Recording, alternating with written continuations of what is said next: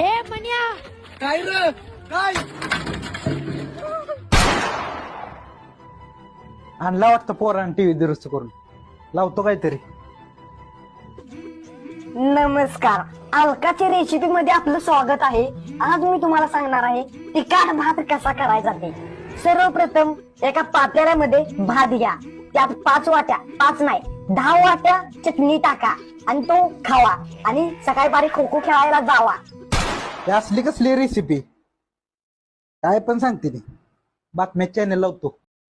हेल्पटने news मध्ये तुमच्या सगळ्यांचं स्वागत आहे. आजची ताजी बातमी.